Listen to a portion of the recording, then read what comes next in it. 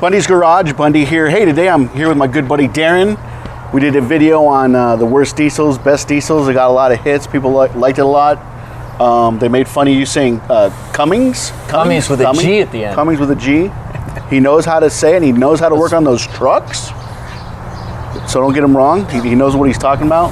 He's part Mexican, right? So it is Cummins. Right. Cummins. It's way easier to say than Cummins. And we I have can say because I'm Mexican. the comedian guy here, Arnie Villarreal.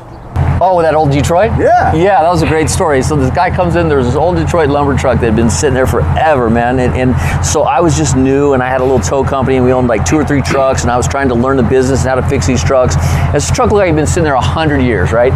And this old man comes in, diesel mechanic, mobile, and he says, I'll get the thing running. And I said, there's no way that truck runs, bro. There's no way you make that thing run. I don't know anything about anything, but there's no way you're gonna make that run. He goes, no, I will. So he drains all the coolant, drains all the fuel, puts some new fuel filters on it, does whatever. And I'm like, you know the starter probably doesn't work. He goes, I don't need the starter to work. So he puts the dump truck, he puts it in low gear, and there's a big bulldozer in the yard. And he just hooked a chain to it, left it in low gear, and drug it until it started. You know, he just kept dragging it in gear and finding that thing cranked over, and it started running. It coughed a little bit or whatever, but you know, the old Detroits, they idle really, really slow. Like, I don't even know what the RPMs were, 400, maybe less, they're just low. And he just looked at me, he's like, see, young man, like, that's amazing. The gasoline, you couldn't do that. You could not do that with a gasoline car. If it sat there 20 years, so he basically told you, smash the pedal. Right, he did. It's time for you to leave. He did, man. This guy was so smart. I mean, like, he knew stuff about everything. Like, he knew about tractors and everything. And I would just sit there, and he was super quiet, and he'd watch him work. And, you know, because he'd work, like, the heavy equipment was within my yard, but it wasn't my equipment. So I had my tow trucks there, and another guy, he paid me to store his equipment there. And so he'd bring his mobile mechanic in, and you know, I'd try to, like, whenever I had a problem, I'd buy this home. Anyways, this guy was just amazing, and and the fact that it would start. So back then, John, I bet you could have ran straight, and he's the one who told me, you can run this on transmission fluid, and I didn't believe him. He goes, I don't care what we have. We don't have enough diesel here. If you got some ATF and you got this or that, we'll dump it in there, and it runs. Made it run. Good grief. But you learn as you go, right? Yeah. 03 to 07, 5.9. You pull the oil cap while running the engine and at operating temperature. If blow-by is seen and felt, there is a dead cylinder. I would say that's true. Kind of the kind of test we do. I mean, you can actually do a test if you check it. You don't have to buy expensive tools.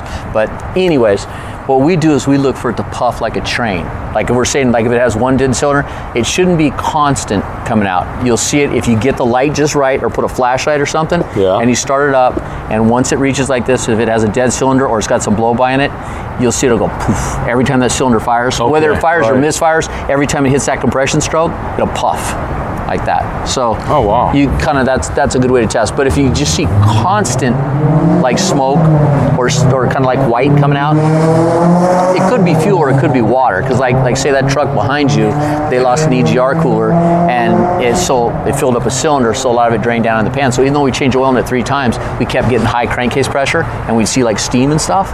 But we knew it's just because there's water in the system, you know what I mean? So basically we just took the crankcase filter off, took the dipstick out of it, and just let it run for a couple hours to get any water vapors, you know, so you could be misled. Do you see what I'm saying? Like if there's water in the crankcase or something, even water, because in a lot of the systems they're trapped.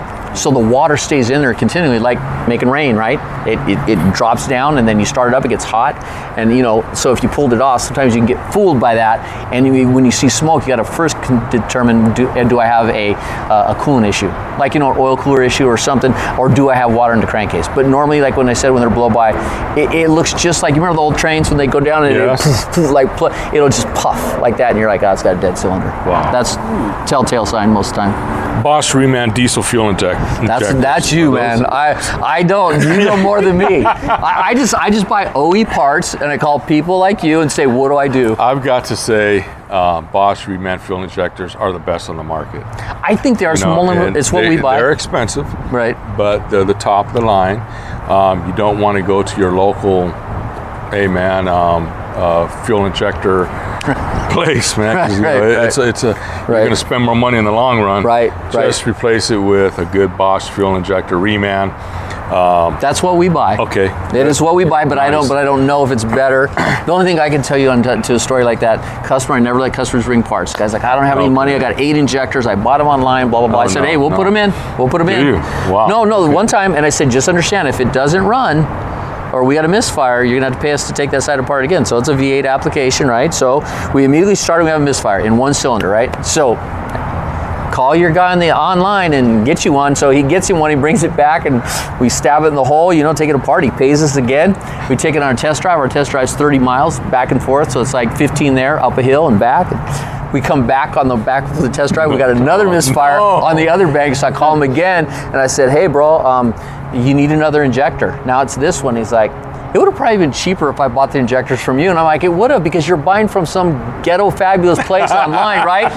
And they can say they're Bosch, but you don't know if they are. Hey, do I use this hammer to put the dang O-ring on it? Or, Right. It's crazy. But on another, that EGR cooler, make sure you buy it from me. Grizzly Air. I'm just plugging in. Nice. Grizzly Air, EGR cooler. You know what, Arnie? I did not know that you sold those, because that's the second one. No, you're killing me, man. but it's sometimes I don't. No, that's the second one that's gone in. It's been retrofitted. Okay. It's been retrofitted last time, and it's got 5,000 miles on it and died again. But this, Holy look at cow. the truck though. The truck has got, it's got That's highest. a lot of weight, and that's a lot of pull. It's 65,000 pounds. Holy You know what I mean? cow. And the motor that's in it needs to be much larger. But I didn't know you guys sold those. Yes, Grizzly Air, Okay. EGR coolers. Good thing man. we're sitting here talking, huh? Yeah. Because you got to know who your suppliers And are. I'll leave you a catalog again. No, but I'm not going to No, read I know. that. You have to pay attention. It's almost like one time when I was an adult, so my teeth were all jacked up, so I went to go get braces. So then I got my braces put on. I go back to my dentist. I'm 30 years old, and he goes, "Who put your braces on?" And I said, "Dr. Simus or whatever." And he's like, "Oh, that's great." He goes, "Did you know that we do braces? We do orthodontic, or however you say that word, right? We do that work." And I said, "No, I didn't know you did that kind of work here." And he goes, "That's a problem." Yeah. Right? Just like now, like you're like, "Hey, I sell That's these a parts." I'm problem. like, "That's a problem. I didn't know." Oh, man. Yeah, so we gave more money to the Peterbilt dealership. You're killing me, man. Buying a diesel is expensive, like owning a BMW. I like it. Okay, real quick. Guys ask me, Arnie, you drive a gas truck, man, or a gas car. Why don't Hold you? on one second. Hey. Okay, go ahead. Sorry. So guys ask me, Arnie, how come you don't own a diesel? And I tell them, the cost of repair that I see, I'm selling the product. Right. I don't want that, Right. And you all think, yeah, man, I'm killing it here, and I'm making, this amount of money. I could afford it. No, man, Right. it's Right. expensive. It's for the the rich people. It is. It is. I have this conversation because of some of the videos that made with John. Yeah. People call me from like different states, and I'm like, I can't help you. Like my shop's in California, and they're like, no, I just want to ask you some questions. And they'll ask me a lot of times about buying a truck, right? What should I buy? Okay, so what do you tell? And the guy's like, I have a boat with a single axle trailer. You know what I mean? Little jet boat, right? The big block in it or something, but it's a single axle trailer. How many times did you go to the lake? And they tell me. How many times a year? And tells me, you need a gas truck. You don't need a diesel, right? You don't need it. But now if you tell me you have a big toy hauler and you go out quite often, you need a diesel. Right. But there's people that have a gasoline powered car and they've used it forever and they think, oh man, diesel will be really cool. And they think, well, just replace the fuel filter like you do in your gas truck, right? Well, that's going to be a problem. And when they look at the repair, the service, they're like, what? To change the oil? I'm like, well, it's not just the oil change. You got to put a fuel filter in it. Sometimes there's two, depending on what it is. Sometimes there's a separator and all those other things, and it needs air filter. You go on and on. And on. So, like, trying to constantly help people understand that only buy a diesel if you need one. Like if you haul heavy stuff all the time, or you got a big trailer, right, and you go out with your family a lot, and you got a crew cab with a big trailer, and you have 4 kids, you probably need a diesel. Because that gasoline motor is not going to pull it. It'll do it, but the gas mileage is going to be horrible and you can go really slow. So I do think there's a reason, but I mean, what I see in diesel now, what we see is it's the emissions. Before, EGR coolers were one thing, especially on commercial truck, it's even worse. But EGR coolers fail, right? They get hot, cold, hot, cold, hot, cold, and they fail. That's a big price. But then, DPF parts, those are expensive. Ooh. And now, the trucks having SCRs in them, if you got to put DEF fluid in it, there's an SCR in there. Right. That thing's super, that's not cheap either. So I think that you're right. If you say, is it like owning a BMW? I think my nephew bought a Ford, not the King's Ranch, but one down on it was Platinum or whatever, and he went to Nevada to buy it to get a deal, and I think he paid $74,000. But somebody said that King's Ranch top of the line Ford, crew cab diesel is $80-some thousand, and I'm thinking, yeah, unless you need that diesel engine, why would you? I will tell you this, I'm a diesel shop. My truck has a gasoline engine in it, right? Yeah. We don't do anything with it. We go get parts with it. We drive it. When you got to go. That's why I drive a gas. Right. When you got truck to or a car. When you got to go to Lowe's, I'm just putting plywood in the back. We're not hauling grain or something. Not every day. Right. So I don't need. My wife's not 400 pounds. Right. So So I definitely agree with that. It's expensive, but there is a need. Okay. But right. even someone say that truck right over there that you can't see off camera, that thing blew up. And he's like, what do you think I should do? And I said, well, I know what you haul. I think you should buy a gasoline engine. He's like, because that is expensive and whatever. And so he said, hey, he called me today. He said, hey, thank you for the advice. I bought a gas engine, they put in those Isuzus, that 6.0 Chevy engine, GM engine. He's like, the guys are happy with the power, this, that. I go, wait till you have to service it. We're going to put an oil filter on it, put some oil in it, and maybe put an air filter and lube the truck. Because the ones that he had that diesel, they had separators, they had fuel filters, they had oil filters, and some of the things, it gets expensive. So I think a lot of people will turn to gas because of the emissions. But I look at this, and this is my last thing because I know I'm going on about this, is that, do you remember smog laws in the 70s? Because we're about the same age, right? They couldn't get it right, man. Horsepower. 20 years younger than No, stop. So the horsepower went way down, right? And they sucked. Cars sucked. They sucked. And now you look, and I got one of those Hellcats, and it's smog legal, and it's got 700 horsepower. They crushed it, right? I think diesel will get there one day, right? Where they're going to make great DPF. Right. I hear the same thing. They're going to figure it out, because you figure the first DPF truck I had was a 2008. So that's only, 12 years ago? Right. They need more time. I think when they get more time in it, they'll get them better. And once they can get the reliability, but we're not replacing those parts, I think it'll get cheaper.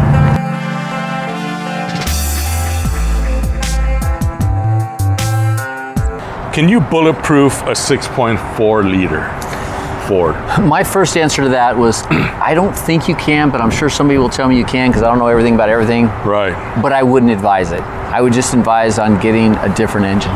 Oh. Right? Wow. No, I know, because we've seen so many problems with the 6.4s. Yes, You know what I mean? right, man. And so, the 6.7 pretty good, the 6.0 as far as Ford, a lot of people hate the 6.0, but I think pretty good model. The 6.7's been pretty good. We got we see quite a few of those, but the 6.4, I don't know that you can bulletproof. I don't know. I'm sure they make something for it, because that's how that company makes money. But 6.4, they didn't make, they made that engine 2 years, and we've seen a lot of catastrophic failures. Yes. Like cylinder head, playing popcorn machine, Ooh, and really? and turbo, the valve comes off one side and they don't shut it down, and then it, plays popcorn, and then it jumps in the intake, and then it goes into the next cylinder. But anyways, so we've seen that where the valve will actually just bust off the stem and just Holy cow. So we've seen a lot of that, and just some bad things. So I don't think I would invest in that, but I don't know enough about it if you can bulletproof it. I'm sure they got to sell something, yeah, right? I've heard the same thing. I've been to other diesel shops, and one guy was telling me that he just went over the mileage. And the motor went out. Just what you were saying. Yeah. And he fought with Ford to replace the engine or do something. They gave him hell. They dragged him over the stones and did it, and fought tooth and nail. Right. And he finally got it to for them to cough up. Right. And get things changed or put a new engine in there. But like you say, it only lasted 2 years, and I guess that was enough, huh? I begged one of my customers, he is a landscaping guy, and he says, look, I bought the truck cheap, and we put so much money into it, with exhaust leaks and this and that, and took the cab off it and did this and that. And then it finally had some major motor problems, and I'm like, don't fix it. And he goes, no, I want to fix it. I want to put another motor in it. So we put a long block in it, fuel system, and the different things we need to put in it. And it needed a radiator, and it needed some other stuff. So not just the engine, but the cost of that was $25,000. So he brought the truck for $20,000. He pays A new truck that he needed with the bed on it, little dump bed thing that he needed, was like $62,000. I'm like, why wouldn't you buy a new truck with a different engine? But we saved it, and it's like, that's a lot of money for an engine that's not very, not proven.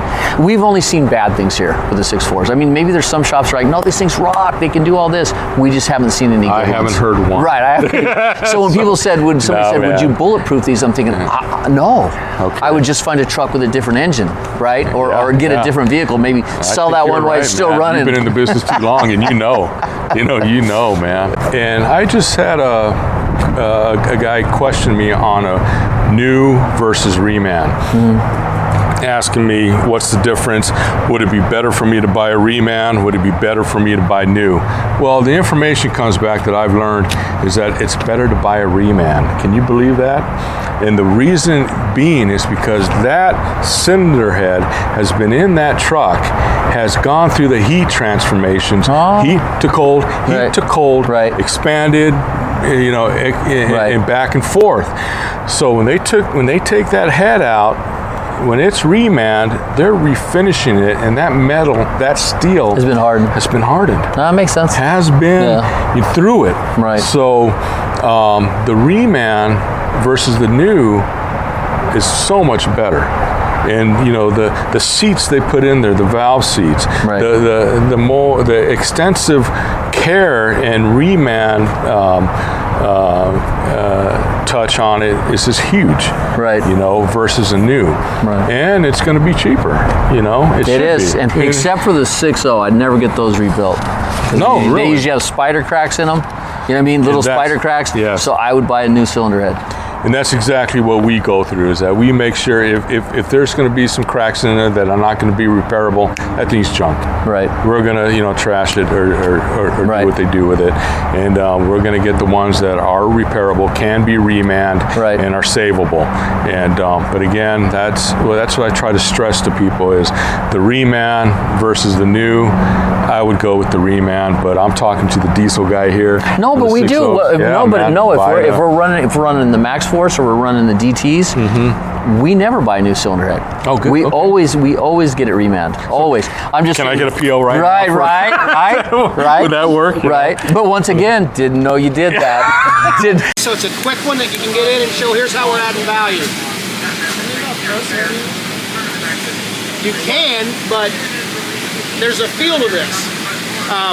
When you're driving that in, you can actually hear when it's going in place. If you put a press on it, you're not going to be able to feel it. We used to use a hammer. All right, we got a couple boys over there that can put up hay. I mean, Darrin on bid. All right, they would hit it so hard they busted the bottom of the head apart. Seriously, I'm not big enough to do it, but if you guys over there are, so they're hitting this thing and they would hit it just hard enough.